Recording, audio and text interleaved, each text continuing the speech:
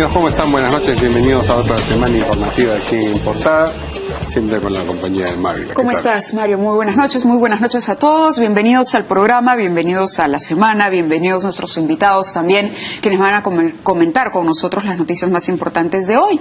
Están aquí en la mesa Daniel Abuataz, expresidente del Congreso, y Javier Velázquez, que es congresista del Partido Aprista. Bienvenidos, un placer tenerlos. Buenas noches, gracias. ¿Qué tal? Bueno, la primera noticia tiene que ver, o se deriva de una foto que conocimos ayer y que divulgó Cuarto Poder del expresidente Toledo haciendo deporte en compañía de su esposa, la señora Jan Karp, en algún lugar de Estados Unidos. Digamos, la reflexión que eso suscitó es cómo sigue circulando libremente cuando se supone que hay un pedido de detención para él, pero hoy el presidente del Poder Judicial, Duberly Rodríguez, explicó que eso ocurre porque el juez federal de los Estados Unidos, al que le ha sido trasladado el pedido de detención, Alejandro Toledo, aún no ha resuelto nada al respecto, y en consecuencia esa orden de detención pues no procede todavía, no tiene lugar en Estados Unidos. Ahí estamos viendo las fotos, sí. Fueron más de una foto, ¿no? Ahí sí, está con buzo. Es una, claro, está en buzo, y se presume, por lo menos a partir de la fuente, que esta fotografía fue tomada dentro de lo que se considera el campus de la Universidad de Stanford. Estaría en San Francisco. El presidente, bueno, ya se había dicho que se encontraba ahí, y claro, se le puede ubicar incluso físicamente, pero no se puede proceder a intervenirlo porque hay este tema, hay que respetar un proceso, y en Estados Unidos todavía no hay una orden de detención para el expresidente Alejandro Toledo. Ahora, la situación para Toledo se ha complicado, de repente no en Estados Unidos por ahora, pero sí en nuestro país, porque por otro lado el Poder Judicial ha rechazado este pedido que presentó su abogado, que buscaba la nulidad de la orden de prisión preventiva. Es decir, Heriberto Benítez había dicho, el presidente viene si levantan la orden de prisión y se presenta ante la Fiscalía a rendir su manifestación, eso es lo que ha dicho, pero el juez por su parte ha dicho no procede, simplemente esto no va, el trámite va a continuar, seguramente demorará, pero esto se supone se resolverá entre las autoridades peruanas y norteamericanas a través de un proceso de extradición que ya hemos visto en casos anteriores, toma su tiempo. Así es. Bien, ¿algún comentario sobre esta circunstancia de parte de nuestros invitados? Bueno, todo lo que tenga que ver con el presidente Toledo de Estados Unidos tiene que ser a través del procedimiento de extradición. El procedimiento de extradición lo impulsa el Ministerio Público a través de Cancillería. ¿Por qué un juez hasta ahorita no ha dictado una medida de prisión preventiva? Porque todavía el proceso de este trámite administrativo todavía está en la Secretaría de Defensa del Estado americano, como una especie de Ministerio de Justicia. Eso tiene que ser derivado a un juez. El juez tiene que evaluar el expediente, tiene que dictar la medida cautelar de detención para partir de ahí ponerlo a buen recaudo y iniciar el proceso de extradición. De tal manera que ni siquiera está en manos del juez federal, ni siquiera está en la Secretaría de Defensa del Estado, que tendrá que derivarlo al juez federal, y evidentemente al no haber un mandato de detención... ¿Puedo hacer una pregunta? Sí. ¿Por qué Toledo tiene un tratamiento diferente de cualquiera que tiene orden de captura internacional? ¿O no han gatillado a la Interpol? No, o sea, ¿por qué Toledo tiene un tratamiento? La Interpol no detiene, ubica. Claro, está bien, ubica, detiene no detiene. No. Detiene la fuerza del país en cuestión. Una autoridad administrativa no puede detener. La Interpol es una entidad administrativa. La Interpol detiene ubica en tanto en cuanto hay un juez. Tan es así que el procedimiento de extradición, este expediente administrativo, que tiene que ver con el fiscal de acá de la Nación, con el fiscal y la Cancillería, está todavía, tengo entendido, en la Secretaría de Defensa del Estado en Estados Unidos. Eso tiene que ser derivado a un juez. El juez dicta la medida, y en tanto eso no se dé, nos guste o no, el señor Toledo todavía puede... Ahora, en algo sí tiene razón el congresista o excongresista Abuataz, porque la Interpol tampoco ha emitido un informe donde diga el presidente o expresidente Toledo ha sido ubicado. Es decir, si están circulando fotografías y si a la Interpol le toca ubicarlo y hay una alerta internacional, no entendemos por qué entonces no hay un oficio. Claro, pero a pesar de las fotografías todavía no hay una información. Es decir, la persona que tomó esta foto puede ubicar al presidente Toledo mejor que la Interpol. No, lo que tiene que pasar la Interpol, la información oficial que tiene que darles al requerimiento del juez federal. Una vez que el juez federal active este mecanismo... Discúlpame, Javier. ¿Por qué? O sea, yo no digo que lo traigan, pero si hay una orden de detención, debe actuar la Interpol y debe de actuar la policía americana. O sea, cuando hay cualquier solicitud de una persona a través de la Interpol, te detienen y te ponen a disposición. Yo no digo que lo traiga la Interpol, pero lo pone a disposición, salvo que el Perú no haya presentado nada. No, el Perú se ha presentado. Lo que tengo entendido hasta ahora, en la mañana lo he averiguado, y ya el expediente está en Estados Unidos. Ahora, lo que pasa, ¿quién requiere la detención? Tiene que ser un juez de allá, no de acá. Tiene que ser un juez ante la Interpol dirá dónde está ubicado y toman la... ¿Y por qué no vale la orden de detención de un juez peruano? No, es que no tiene... Es que, ¿sabes? Entonces tiene que hacerle un proceso en Estados Unidos. Exactamente, un juez peruano... Entonces no va a pasar nada. Un juez peruano no tiene jurisdicción en otro país, Entonces, por eso se ha quedado... Tú eres abogado. Por eso pero es un delito cometido en el Perú. Así está bien, pues por eso está el procedimiento de la extradición. Yo no soy quien para defenderlo a Toledo. Lo que yo estoy hablando como abogado del procedimiento constitucional y legal, ¿no? Se ha optado por el camino. Tan es así que la discusión hace 2 semanas era de que debería ser deportado.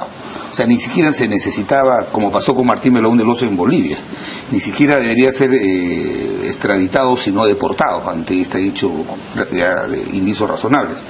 Pero en Estados Unidos, siendo la justicia muy independiente, eso podría correr la suerte de que lo pudieran denegar, entonces se ha ido por el camino de la extradición. Ahora, y nadie lo ha cuestionado. A juzgar por las imágenes no parece sentirse muy apremiado el expresidente, no está caminando tranquilo, en fin. Tampoco tenía que estar escondido debajo de la cama, pero... ¿Ah? Tiene todas sus esperanzas cifradas en su abogado que lo va a revocar la... Eso lo dice con ironía. Sí, porque, ¿sabes cuál es a propósito, yendo a este otro tema del pedido que ha hecho Heriberto Benítez? ¿Sabes cuál es la razón por la que el juez le ha declarado inadmisible su pedido de apelación al mandato de prisión preventiva? Que ha pedido 2 cosas, 2 cosas contradictorias, que se excluyen lo uno de lo otro. Le ha dicho: señor juez, pido que se revoque la resolución que dispone el mandato de detención, pero a la vez pido que se declare la nulidad de esa resolución. Entonces, pobre defensa del doctor Toledo,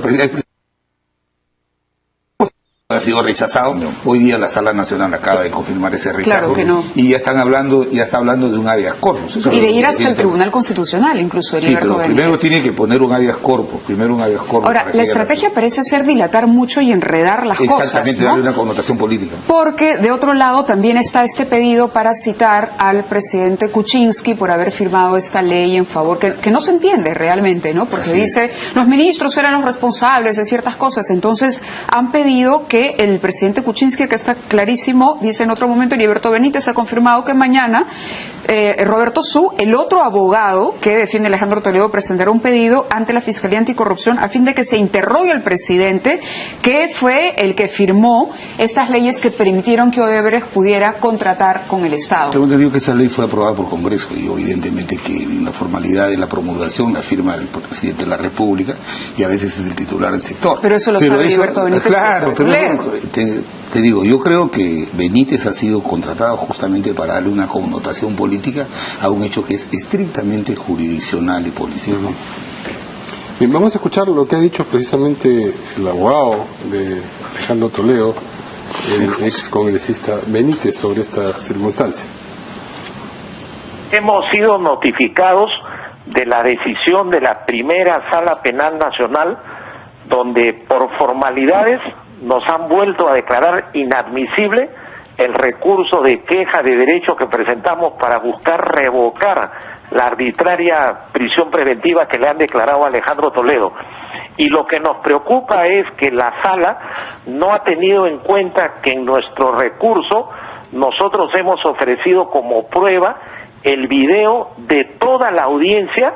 Alejandro Toledo está esperando que en el Perú se pueda revocar la medida arbitraria de prisión preventiva para poder continuar con las investigaciones. Él está en California. Ahora, si el gobierno cree que va a pedir una extradición, a pesar de que no se han resuelto varios escritos aquí en el proceso, y cree que está en determinado país, será decisión del gobierno. Ahí estaba Heriberto Benítez hablando justamente de lo que veníamos comentando. Ahora, ¿esto afecta en algo lo que sucede en Estados Unidos? No debería ser, ¿no? porque esto ya es... Por las imágenes da la impresión de que el señor Alejandro Toledo tiene muy controlado lo que va a ocurrir en Estados Unidos. Si es que las imágenes son de Estados Unidos. ¿Usted Sí, duda? es que A lo mejor son de... Yo sí dudo. ¿De dónde podrían ser? Israel. ¿Israel? Sí. Oye, pero Israel no se había comprometido a no dejarlo ingresar, a que si llegaba... Pero sí ya había ingresado. Usted tiene más información entonces que nosotros. Yo no sé, es una conjetura. Entonces, la entrevista va a tomar otro rumbo en este momento. No, pero el Estado israelí tendría que haber sabido si ya estaba en su territorio, y si ya estaba, no se iba a meter a hacer una declaración de no lo vamos a dejar entrar, Sí, ya estaba dentro. porque en el momento que le demostraran que Bueno, ya estaba dentro... es una iba a ser un situación, papelón. para Israel es una situación bien complicada. O sea, Elian Karpe es una alta dirigente sionista. Ella tiene mucha influencia dentro de un sector. También es odiada por un sector del Parlamento israelí, pero Elian Karpe tiene muchísima influencia dentro de Israel, muchísima. Bien, vamos a una pausa y vamos a regresar con un tema un poco más extenso que tiene que ver con la visita del presidente Kuczynski a Estados Unidos, lo que ha dicho él al respecto sobre los comentarios que le han hecho, y también la manera en que se ha pronunciado apoyando al ministro Vizcarra en medio...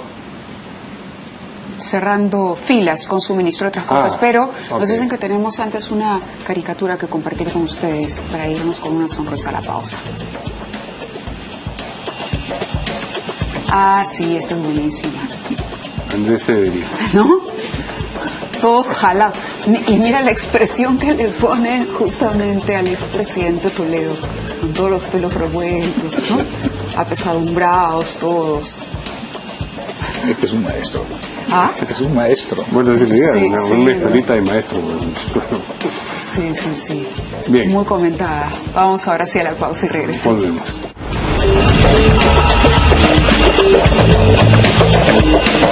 Bien, continuamos aquí en el programa y ya Mario había adelantado cuál era nuestro segundo tema, las declaraciones del presidente Kuczynski. Han pasado varias cosas en torno al proyecto de Chinchero.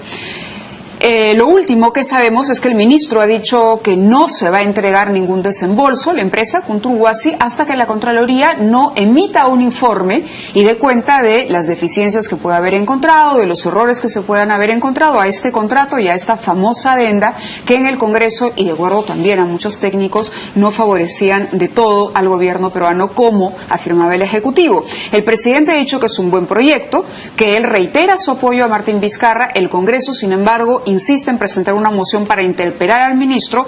Carlos Bruce ha dicho que esto es exagerado y que han hecho lo mejor posible. Eso me sorprendió de la declaración de Carlos Bruce, porque él dijo, el contrato nosotros no lo hicimos, lo encontramos. Y lo que hemos hecho es un contrato que tiene, digamos, rango de ley, si se quiere, porque hay un cumplimiento, una palabra del Estado empeñada ahí, y que ellos hicieron lo mejor que pudieron. Pero el punto es que finalmente el proyecto se va a tener que seguir postergando y el Contralor ha dicho que esto va a tardar por lo menos 3 meses. ¿En qué escenario estamos? Bueno, el Contralor lo dijo muy claramente la semana pasada, el jueves o viernes, que la adenda era ilegal. Lo dijo con esas palabras. Está por escrito, además. Esto lo sabía el señor Vizcarra desde un principio. Lo sabe desde agosto del año pasado, de que lo que ellos pretendían hacer no está de acuerdo ni a la ley de asociaciones público-privadas ni de acuerdo a la ley peruana. Han insistido. Lo que ocurre es que Vizcarra se ha dado cuenta de que le va a costar la cabeza, porque luego que se pronunciara el Contralor, ya no hay acá persecución política, acá no hay nada. Simplemente tú has firmado un contrato de esta naturaleza, has hecho esto, para afuera. Censura, o sea, no hay más que hacer. Creo que se ha dado cuenta que está con la soga al cuello, y además el papelón que significa esto, ¿no? O sea, evaluemos la estabilidad jurídica en el Perú. O sea, ¿cuánto duró la adenda? ¿Una semana? Pero además es una adenda respecto de la cual dijeron vamos, retrocedemos, pero vamos de todas maneras, y ahora no se entiende para qué la firman si van a esperar hasta que emita su informe de la Yo creo Contraloría. que esta es una primera lección para el señor Pedro Pablo Kuczynski, de que no puede exponer a sus mejores cuadros a este tipo de situaciones. Es para todos conocido quiénes son los que han asesorado a Kunturwasi, quiénes son los que trabajan en la empresa de Kunturwasi, qué viceministros han trabajado para Kunturwasi. Todos sabemos el entorno, pero creo que no han medido las consecuencias de exponer al primer vicepresidente de la República y a un hombre, que te caiga bien o te caiga mal, aparentemente eficiente. Lo han puesto al borde del precipicio. Y no me extrañaría que aun cuando no ejecuten la adenda, lo cual ya va a traer problemas, igual vaya a ser censurado por el Congreso. Porque nos arrastran un arbitraje, dice usted. O sea, ya Claro. una vez firmada la adenda ya es exigible. ¿Participa de la idea de que se ha echado la soga al cuello Vizcarra? Comparto la opinión de Daniel y la va a complementar. Ajá. Antes de la suscripción de la adenda, primero lo que está mostrando el gobierno es que no tienen cohesión política, no tienen objetivos claros. Hay estas marchas y contramarchas, como dice Daniel, cómo sacrifican al cuadro más importante que tiene, que es primer vicepresidente de la República, a darle este tipo de encargos y llevar adelante un hecho que es contradictorio. ¿Cómo puede ser posible que el gobierno diga, el propio ministro anoche en el canal que se ha presentado ha dicho de que este era un contrato lesivo a los intereses del país? Cuando una autoridad dice que un contrato es lesivo a los intereses del país, el único camino que queda, ¿cuál es? ¿Vas a parchar, o sea, un muerto? ¿Lo vas a reconstruir? No. Entonces, él mismo se ha contradicho y como bien lo dice Daniel, cuando ve que el tema de los fujimoristas han anunciado que van a apoyar, van a consultar y ver la posibilidad de apoyar la interpelación, es evidente que aquí no cabe sino establecer una responsabilidad política. ¿Cuál es mi preocupación adicionalmente a lo que ha dicho Daniela Bugatas? Se ha firmado esta adenda. Antes de la adenda, los dos argumentos que daba el gobierno decía de que el contrato estaba mal hecho porque no había establecido fecha de cierre financiero y porque no se habían establecido el tope de los intereses que se iban a cobrar de las obligaciones. Entonces, ahora al firmar la adenda, esos eran argumentos para dejar sin efecto el contrato y el Estado estaba en mejor posición. Ahora, al haber firmado la adenda y ser parte de la adenda, el compromiso de entregar 40 millones del Estado para iniciar las obras, entonces la causa ahora es imputable al Estado. Ahora cuando digan, ¿sabes qué? No te voy a dar porque la Contraloría me ha dicho que no te dé los 40 millones de dólares, ¿para qué firma? va a tener argumento la empresa para ganarnos un arbitraje. Entonces, torpe la decisión. Entonces, Y eso desbarata también lo que ha dicho Carlos Brus, es decir, que ellos tenían un mal contrato y que lo han mejorado, porque si uno tiene un mal contrato, uno puede simplemente decir este es un contrato lesivo de un gobierno anterior. Si el factor de una alianza pública-privada, el elemento fundamental de una alianza pública-privada es que el factor que se toma en cuenta es el de competencia. Entonces, ¿qué privado asume más riesgos? Es al que le das tú la obra. Entonces, ahora al haber cambiado el contrato, los riesgos han pasado a manos del Estado y no se le da... Pero hay un agravante más que los medios y los periodistas van a revisar. Yo he oído por lo menos en 7 oportunidades mentir a Vizcarra, diciendo que la adenda había sido aprobada por la Contraloría General de la República. Si ustedes revisan las declaraciones de Vizcarra, si no me equivoco, son 7 oportunidades en las cuales ha aseverado que esto ha sido aprobado por la Contraloría General de la República. Entonces, con esos antecedentes y con la situación de ahora, que aparentemente se está despertando y dando cuenta, hoy aquí fui, ¿no? Porque ya el simple hecho de haber destrabado, entre comillas, o haber negociado de esta forma, ya lo descalifica. Bueno, lo que dijo Mario hace poco es interesante, el hecho de que por una recomendación o un comentario, un exhorto una exhortación de una comisión del Congreso, ellos retrocedieran hasta que el Congreso aprobara y ahora dejar en manos de la Contraloría nuevamente. Es decir, si uno cree que lo que está haciendo está bien, es correcto y es lo mejor que el Poder Ejecutivo ejecuta. Ahora, la decisión del Contralor, porque el Contralor, por supuesto, ha dicho, perfecto, me parece muy bien que no se entregue, que no se haga este desembolso, pero me voy a tomar mi tiempo y en 3 meses entregaré el informe. De alguna manera, que pase por el visto bueno de la Contraloría no mejora el panorama respecto a esta obra. Así es. ¿O no? Yo comparto, sí, es verdad lo que dice Sergio. Además, pero claro, puede no pasar. El hecho de que el gobierno, cuando dijo no firmo la adenda porque el Parlamento me ha mandado un oficio diciendo que no la firme y no la firme, mucha gente, primero que no había convicción sobre la importancia y de la forma positiva en que se había logrado esa adenda. Y segundo, ahora trasladarle esta papa caliente a la Contraloría tiene una posición, como lo dice Daniela Bugatas, pero la Contraloría no hace gestión. O sea, la Contraloría cual sea su opinión, no significa que el ministro diga, ¿sabes qué? No llevó adelante la agenda, porque la Contraloría no hace gestión, porque en todo caso no podría controlarse a sí mismo. Y una de las partes que más le preocupa a la Contraloría, aparte de esta barbaridad del adelanto, que está completamente fuera del contrato, es el tema de la ubicación de Chincheros. Sí. O sea, hay informes contradictorios en cuanto si es el sitio adecuado y si naves de gran envergadura van a poder ingresar y van a poder salir. Esa es la parte hasta donde yo tengo. Pero hay una actitud, lo que usted ha dicho me hace pensar en la actitud contrastante, sutilmente contrastante, pero contrastante, entre el presidente y el ministro de Transportes a propósito de eso. Mientras que, por ejemplo, respecto de ese asunto, Kuczynski dijo, ya que se callen los criticones y déjenlos trabajar. Ahora el ministro de Transportes ha dicho, no vamos a desembolsar ni un centavo, donde parece que hay una cierta severidad en lo que afirma, ¿no? Y vamos a esperar el informe. Y en cambio, si escuchamos, como vamos a escuchar ahora lo que ha dicho el presidente Kuczynski, dice, bueno, se verá lo que dice la Contraloría, pero este es un buen proyecto. Entonces, los tonos están, los acentos, mejor dicho, están colocados en distintos sitios y se sugiere una pereza entre uno y otro, ¿no? Vamos a escuchar al presidente. Con la agenda de Culturhuasi ha mencionado, ¿no?, que están esperando el informe de la Contraloría. Bueno, se verá lo que dice la Contraloría, pero es un buen proyecto cuyo costo se ha rebajado a la mitad. Claro, el presidente insiste en que es un estupendo contrato. Es más, yo recuerdo cuando estuvo en el Cusco, destacó incluso la trayectoria de la empresa.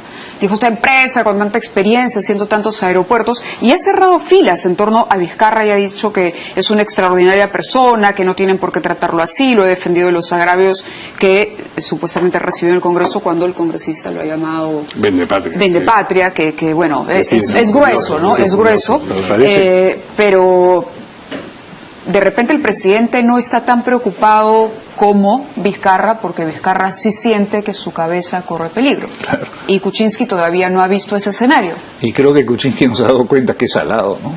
Porque dio la vida y que con espadas iba a defender a Saavedra, y ¿a dónde está Saavedra el día de hoy, no? Y ha hecho más o menos el mismo gesto con Vizcarra. Que la antesala, dice usted. Pero el APRA va a apoyar la moción de interpelación. Mayoritariamente, si hoy he consultado, no hemos tomado decisión los 5 todavía, pero la mayoría estamos de acuerdo a apoyar la interpelación, no la censura. Esa es una novedad. No la censura. García Belaúnde, que es la interpelación con censura. No la censura, sino ¿para qué lo interpela si lo va a censurar? Mejor dejar de la censura. Yo creo que el ministro tiene que ir a explicar, y creo que adicionalmente lo que ha dicho Daniel, es grave que el presidente de la República haya expuesto al primer vicepresidente. Por alguna circunstancia tenga que llegarse al frente del país, y este señor es censurado, yo creo que va a estar en cuestión su función, ¿no? Hay un comunicado, perdón. No, sino que estaba tratando de ubicar quién era el congresista que, bueno, copié la nota, que había pedido incluso que desde ya, que el señor Vizcarra dé un paso al costado, que se vaya de una vez. O sea, la cosa era... ¿Había, perdón? Claro, sí, exacto, que había llegado eso, del Frente Amplio me parece, ¿no? No, ese es de Quintanilla, exacto, del Frente Amplio, le había dicho que incluso... Que viendo objetivamente... Exacto, Alberto Quintanilla, gracias, producción. Viendo objetivamente lo que ha ocurrido en los últimos 10 días, la censura es va o va. Va o va. Así. Es que ya el simple hecho de haber firmado algo contrario a los intereses del país y contrario a la ley, ya te descalifica. Tenemos las declaraciones del congresista Quintanilla, precisamente. Vamos a escucharlo. Yo veo a un Fernando Zavala, presidente del Consejo de Ministros, muy ya apagado últimamente. O sea, a partir de que diseñó muy bien de que Verónica Zavala, su hermana, ya había advertido que estaba en un puesto vinculado al grupo Odebrecht, pero eso lo ha apagado. Y después también tenemos un Martín Vizcarra, que en mi opinión se ha jugado indebidamente por hacer realidad la adenda del aeropuerto de Chincheros. Entonces yo creo que sí tendría la oportunidad de cambiarlos, ¿no? A Zavala y también a Martín Vizcarra, que sería, digamos, un buen cambio y un buen refresco en la política. Porque yo veo un gabinete bastante desgastado, pero sin iniciativa, sin fuerza, ¿no? Pero está usted hablando de... Y además había hablado de Zavala también, sí, ¿no? Claro, ha dicho no solamente Vizcarra, sino Zavala. Debería dar un paso al costado con una censura prácticamente ya inminente. Bueno, no sé si será inminente. No, yo creo que hay que escucharlo, ¿no? Y creo que primero tiene que convencer al Parlamento de que ese cuento de que nos iban a cobrar 500 millones de intereses, uno no lo cree nada, es mal argumentado, mal sustentado. Pero se lo va a volver a decir sí, cuando ocurra la eso es mentira, que nos hemos ahorrado 500 Lo que tendría, eso es un absurdo, claro, es una ficción. Lo que tendría que hacer Vizcarra es poner un par de cabezas sobre la mesa, ¿no? O sea, estos burros me dijeron que eso era decir, poner las cabezas en bandeja de plata y tratar de pasar la bola. Ejecutar a unos inocentes para es que no creo que sean inocentes. Digamos, y yo, honestamente, yo creo que a Vizcarra le han contado el cuento. ¿Quién le ha contado el cuento? Eso viene de arriba. Ya saca esto. Entonces tiene que sacar cabeza de arriba. Pero va a ser muy complicado hacer eso. No sé. Bueno, en cualquier caso, el consorcio Kunturguasi ha emitido un comunicado diciendo que van a respetar la decisión del Ministerio como si pudieran no respetarla. Siempre llama la atención esos anuncios de vamos a respetarlo. Sí, ¿no? Sí. El concesionario y sus accionistas dice respetan la decisión del Ministerio de Transportes y Comunicaciones de suspender las obligaciones del contrato, las obligaciones del contrato de concesión, hasta que la Contraloría General de la República emita el informe respecto al contrato de concesión y la adenda número 1. Esperamos poder iniciar las obras a la brevedad por el bien del Cusco y de todo el país. Bueno, reiterar su vocación de suspender la cláusula anticorrupción en el más breve plazo. Y nuevamente que son respetuosos del marco legal. En ninguna parte del contrato dice que es vinculante a la opinión de Contraloría.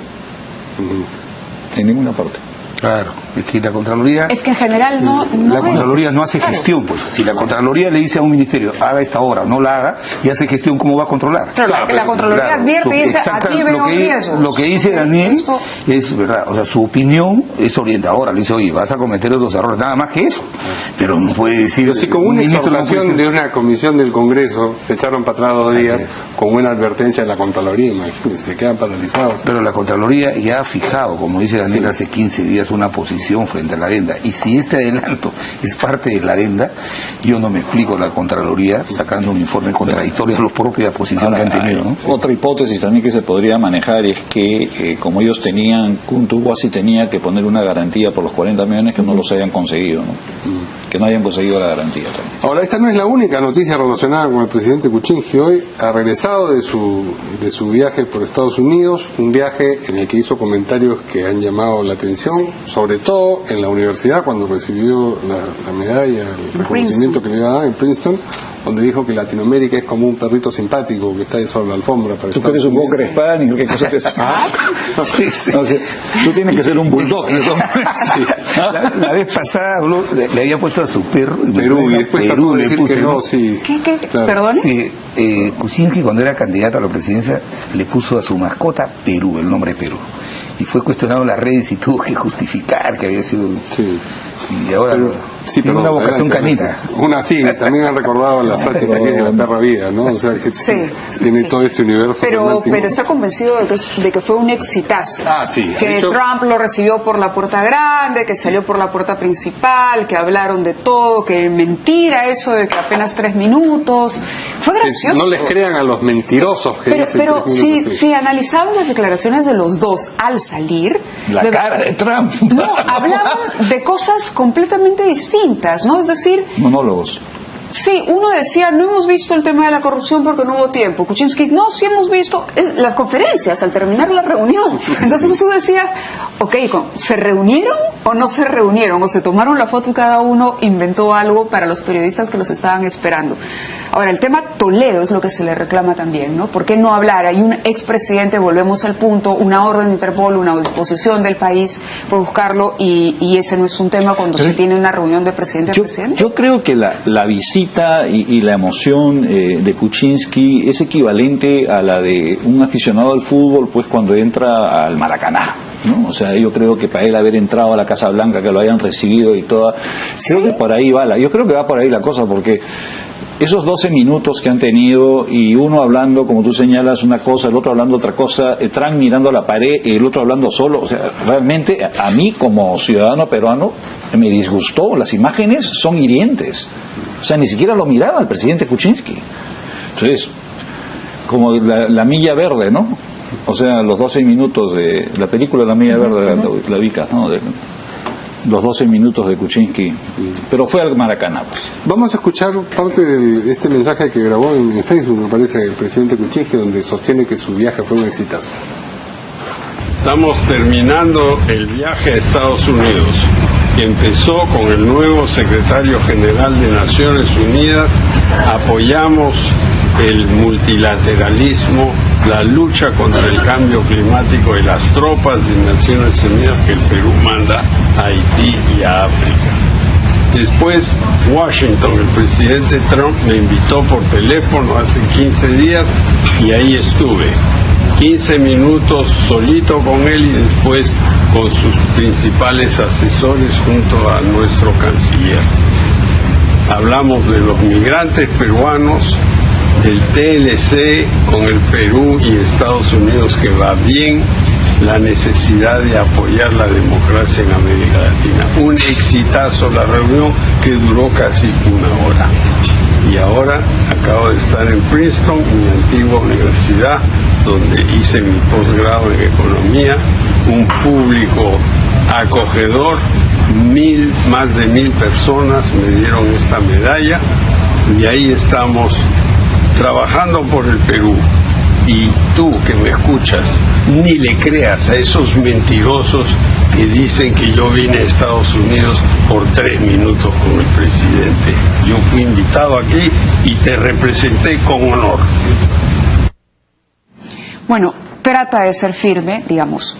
No es que lo ayude necesariamente la voz y la manera, ¿no? La locuacidad, las formas que tiene el presidente para dirigir estos mensajes, pero habla de una reunión de una hora y eso es fácilmente, pues... comprobable que no es. Que no. Con los asesores, dice, ¿no? Lo que se extiende posteriormente a la cita tete a tete, digamos. A mí me llama la atención que no ha trascendido mucho aquí en los medios. El Washington Post, si no me equivoco, el día de la reunión sacó todas las frases felices que le dijo a Trump durante la campaña nuestra Kuczynski.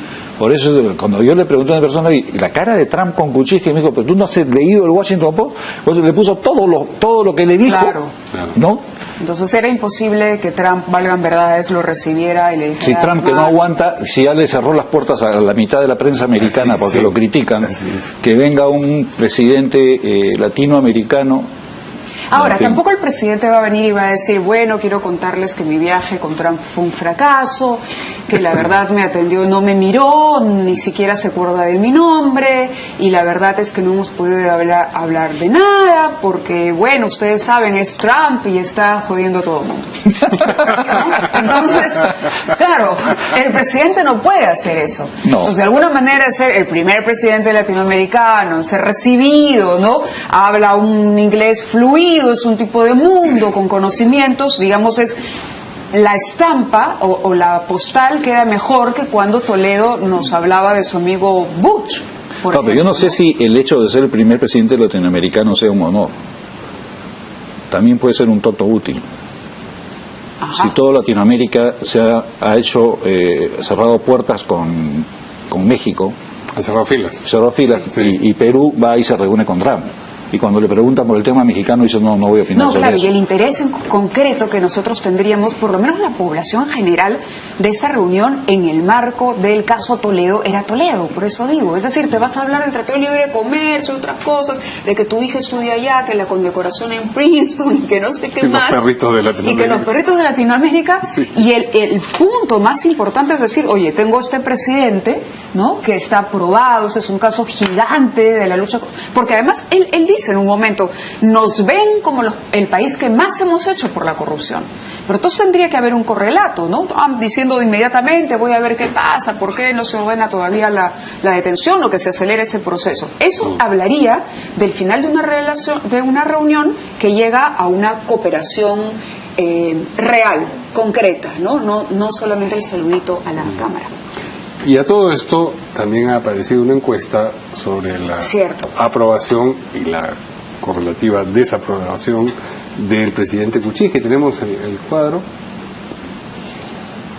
Es una encuesta de GFK, esto fue para el diario La República, ahí ven el nivel de confianza 95%, fue trabajada del 18 al 22 de febrero de este año. Vamos a ver los resultados. la encuesta, dice: ¿usted aprueba o desaprueba la forma como PPK, pero Pablo Kuczynski, está conduciendo su gobierno? Y hay un corte mes a mes desde agosto del año pasado hasta febrero de este año, en el que, salvo un ligero saltito hacia arriba en septiembre, todo lo demás ha sido cuesta abajo en la rodada, y hemos ido desde el 62% de aprobación en septiembre a 29% en febrero, es decir, en 1, 2, 3, 4, 5 meses ha perdido 33 puntos porcentuales, que corresponde a bastante. Más de la mitad de su aprobación, de lejos, sí. Tenemos la desaprobación también, que eso es más preocupante todavía. Bueno, acá está la aprobación de los otros líderes políticos. Keiko Fujimori, enero 37, febrero 39, ha subido ligeramente. Julio Guzmán, 25, 32, ha subido. Verónica Mendoza un poquitín. Kenji Fujimori también repunta. Gregorio Santos también. Alan García también ganan un poquito. Y esto es, a ver, vale en la medida en que lo podemos comparar con lo que pasa con la imagen del presidente, claro, ¿correcto? ¿No? Y de los que eventualmente podrían ser contendores, digamos, de él o representar una oposición. Llama la atención Julio Guzmán, ¿no? 7 puntos. Sí, son 7 puntos. Pero es que creo que es porque no forma parte o todavía existe. Exacto, que se está cuestionando. De la política. ¿Tenemos algún cuadro adicional?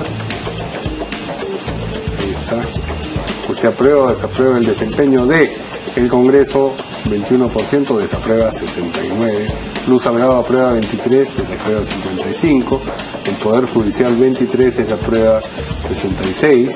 La Fiscalía 26 aprueba, 58 desaprueba. Los ministros 23 aprueba, 64 desaprueba. Fernando Zavala 30 aprueba, 45 desaprueba.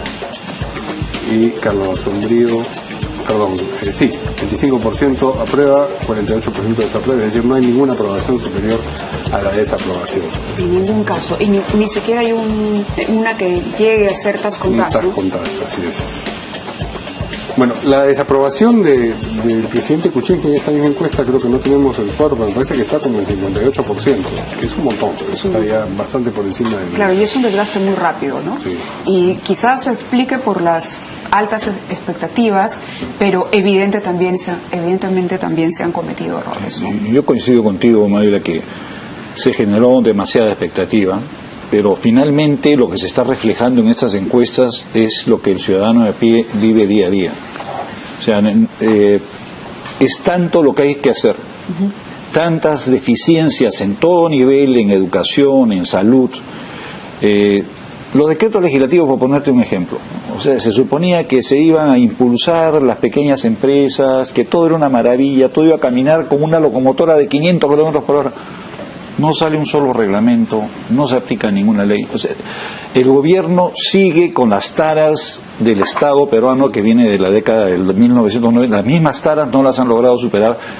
Yo no creo que nadie las hubiera podido superar en 6 meses o 7 meses. Pero eso lo tienen que decir abierta y claramente, y no lo están haciendo. Bueno, el gobierno ha tenido todas las herramientas para este entusiasmo convertirlo en medidas concretas de generar en el país una expectativa seria. Se le dijo que había un gabinete de lujo, pidieron facultades delegadas. Nunca antes un gabinete tuvo tanta confianza del Parlamento. El Parlamento le dio un amplio respaldo a Zavala y luego vinieron las facultades delegadas. Y como dice Daniela Bogotá, han pasado 6-8 meses y el claro, gobierno lo que ve la gente es que todo se quedó en stand-by. Y la inercia de Lavallato está llevando, yo creo que debe haber una posición muy clara frente al tema de la corrupción. Me parece muy bien que apoyen todo, pero lo que el gobierno tiene es que proyectarle a los peruanos qué va a pasar en el mediano plazo. Se están parando 12 proyectos de inversión y la caída de la economía, las estimaciones van a ser más... va a ser más modesta. Exactamente. Entonces, la realidad va a ser más modesta que las estimaciones. Eso va a tener menos empleo para el país, menos impulso. El sector que potenciaba el crecimiento en los últimos 15 años era construcción. A las justas ha anunciado que van a crecer 5%. De tal manera que las expectativas, no es lo que han dicho que no proyecta, de repente no. Pero te digo, antes era 15, 17, hasta 23% que era el crecimiento de la construcción. Un análisis de lo que está ocurriendo, si no me equivoco, fue en La República o El Comercio, una entrevista a Seminario. El problema es la pérdida de empleo, y sobre todo en el sector manufactura, y la pérdida de ya el nulo crecimiento en el sector construcción. O sea, ya no es que se está creciendo, sino que ya no se está creciendo en el sector construcción. Esos dos factores son los que automáticamente gatillan esta sensación de insatisfacción en la gente, porque la gente se queda sin trabajo. O sea, lo que ya han reconocido que son 150.000 puestos de trabajo perdidos en manufactura en los últimos 3 años.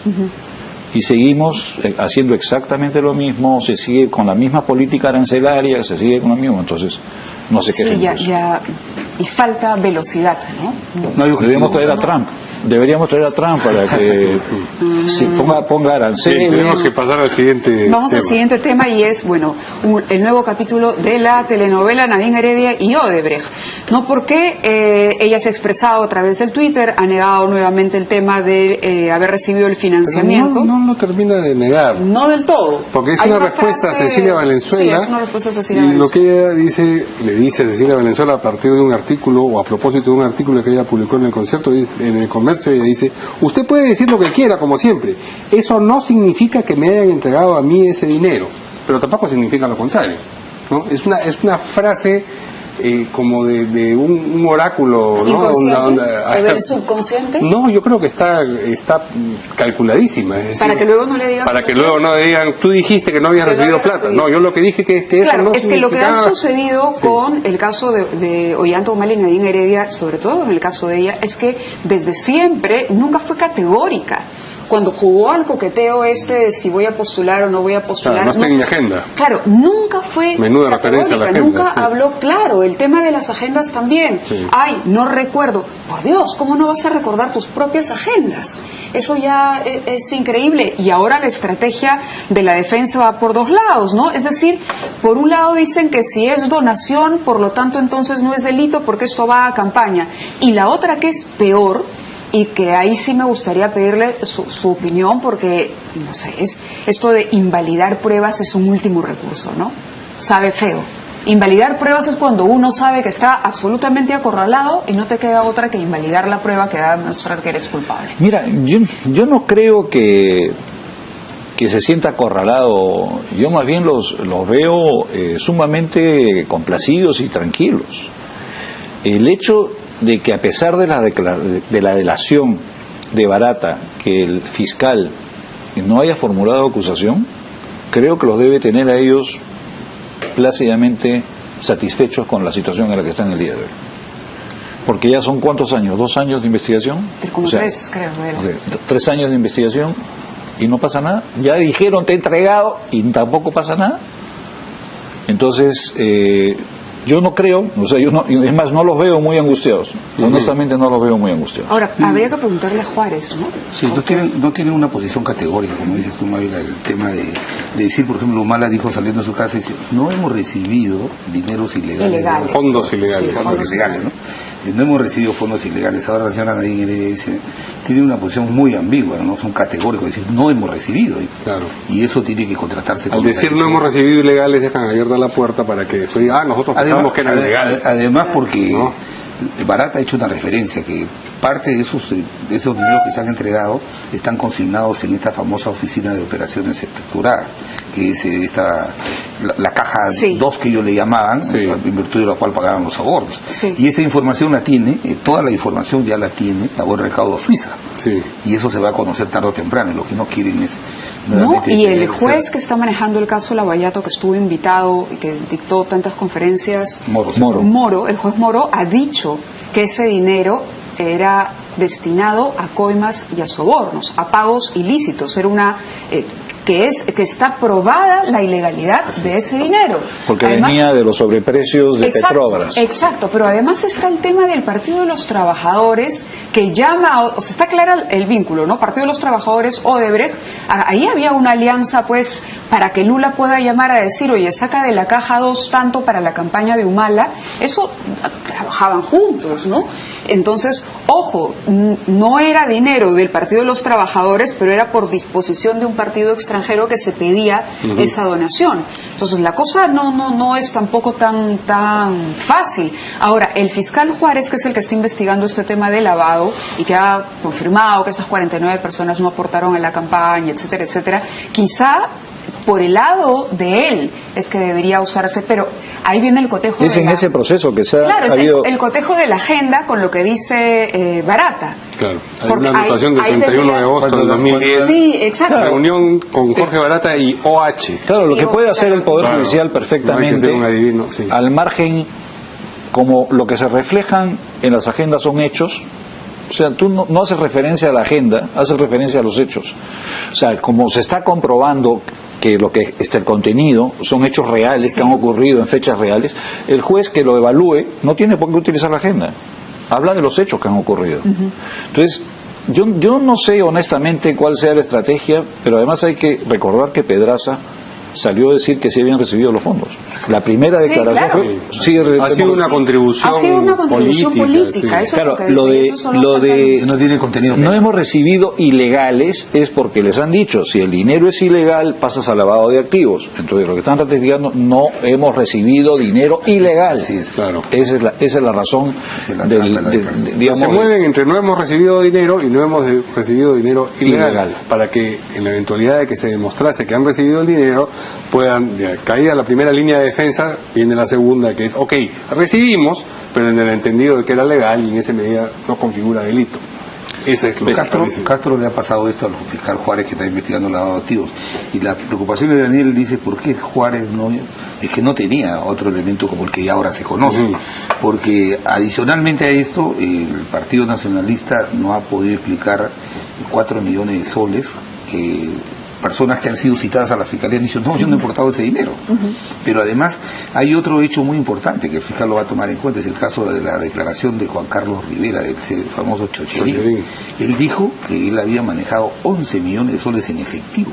Para la campaña de exactamente, para pagar publicidad.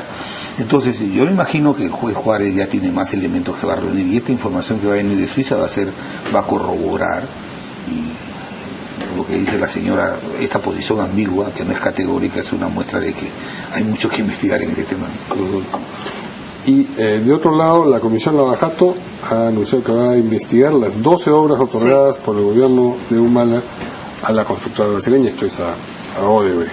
Claro, eso porque consideran que, bueno, o que podría ser, si hay alguna ventaja que seguramente habrá para las empresas en estos contratos, adendas y ampliaciones, y ya sabemos cómo operaba Odebrecht. Se podría explicar por el dinero.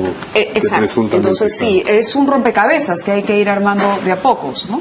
Pero en la Fiscalía Suiza presume que son gratificaciones adelantadas. Exacto. Estos aportes a las campañas de distintos políticos. Si en efecto hubiese ocurrido eso en este caso, también podría ser leído de esa manera. Pero mira la desproporción, ¿no? O sea, a Toledo por una obra de 800 millones, era la Interoceánica, pidió 35, creo que le dieron 20. Supuestamente, en el caso de Ollanta Humala, 7.000 millones además de otras, de Olmos y otras, suena un poco, como que muy poco, ¿no? Bueno, pero eso ya no depende de Odebrecht. Sí, pero hay que tener en cuenta. Hay que protestar, le dieron muy poco. No me he vuelto. No, yo lo que creo es que eso responde a la inexperiencia de ambos en el tema político. La caricatura que veíamos, espectacular. Bueno, todo el mundo dice, a Alan no se le ha comprobado. Bueno, ¿cuántos años tiene Alan García en política? Tiene 2 gobiernos en su haber. Ha enfrentado cuántos procesos. ¿Cuánta política transitada tenían Ollanta Humala y Nadine Heredia cuando asumen? Era evidente que habían quedado obnubilados, sobre todo ella, por esta nueva situación, ¿no? De repente ser el centro de atención de todo y que el dinero venga de un lado y del otro, ¿no? Su transformación es algo que no se puede ocultar. Una metamorfosis absoluta, sí. ¿Algo que agregar? ¿Vamos a cambiar de tema? No, está bien.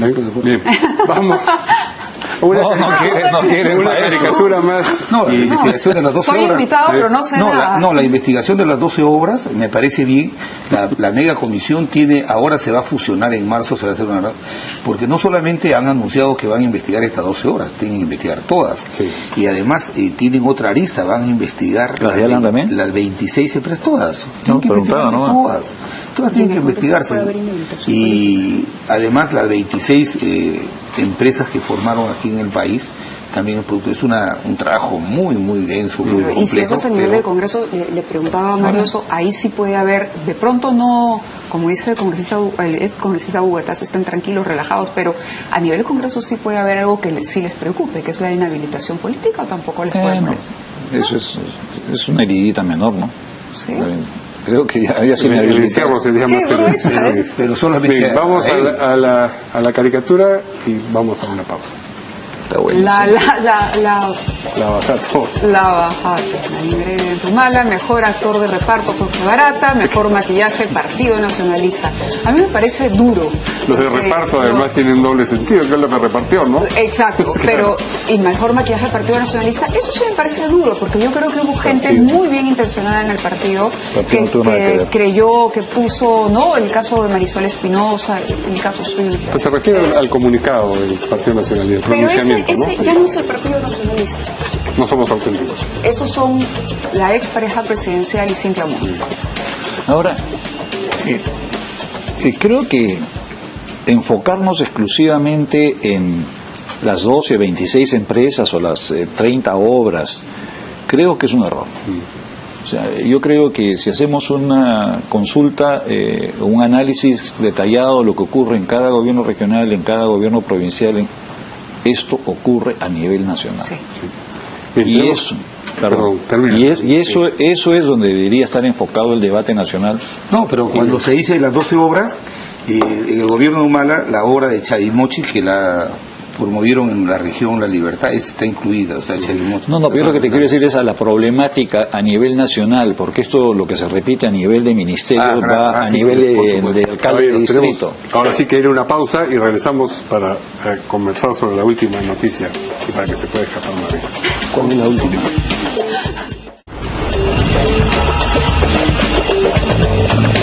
Bien, la Comisión de Ética, con el voto dirimente de su presidente Sergio Tapia, ha decidido no investigar al congresista Kenji Fujimori por el uso de su semana de representación para entregar regalos en los sectores más vulnerables del país.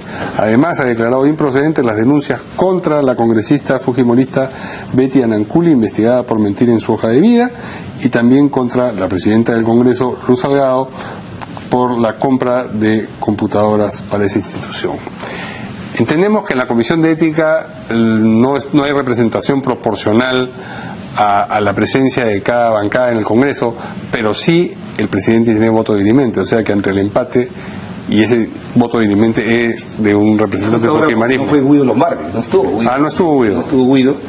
Pero quiero decir, no, la verdad, las cosas. A Kenji Fujimori se le denunció por hacer proselitismo, y el proselitismo es una figura que está establecida en la ley cuando se convoca elecciones.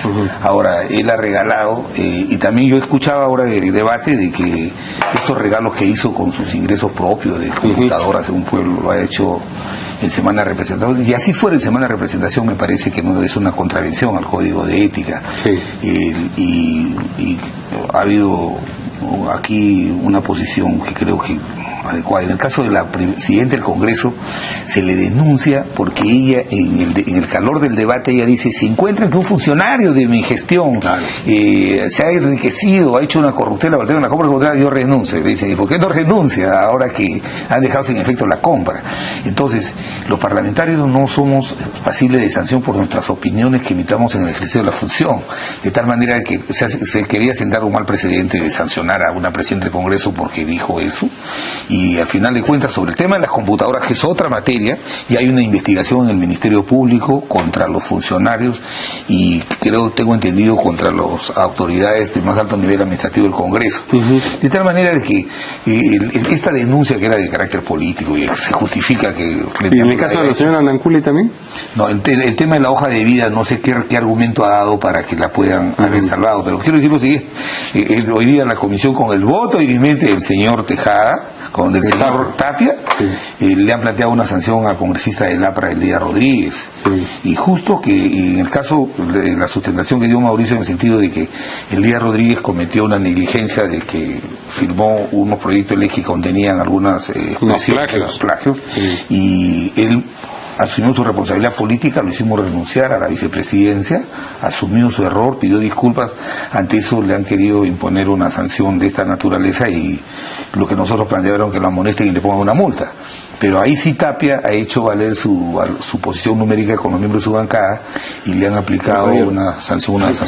Hay un tema en el caso de Kenji, la idea de que además tú creo que votaste también a favor de las modificaciones de la ley electoral donde se sanciona la entrega de dádivas. ¿Cuál es la razón? O sea, el fundamento de esto es que tú no puedes estar haciendo campaña política regalando cosas a la gente.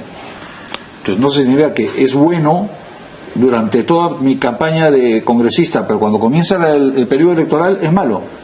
O sea, es bueno ahora y malo ahora. No puede ser. Es que no. Igual es campaña, digamos, más diluida, pero en la época en la que no se ha convocado elecciones. Es que cuando no es exactamente lo mismo. Y además, Javier, me llama la atención lo blando que estás tú con el tema de Elías Rodríguez. Por cosas mucho peores se dieron sanciones de 120 días en el periodo anterior. Como cualquier cosa mucho peores, por ejemplo. Mira toda la gente que se sancionó el año pasado. No, nosotros hablamos del tema de Rodríguez porque nosotros decíamos que se le debía sancionar. O sea, cuando a ti te dan una administración pública y te ponen una multa, es una sanción. El tema de la gradualidad de la sanción. Caballero, nos tenemos que ir, ya nos ganó el tiempo, pero así son las conversaciones interesantes hasta el final. Gracias a nuestros invitados, gracias a Mávila, que ya está en el otro estudio para presentar, para conducir. Buenas noches, nos vemos mañana.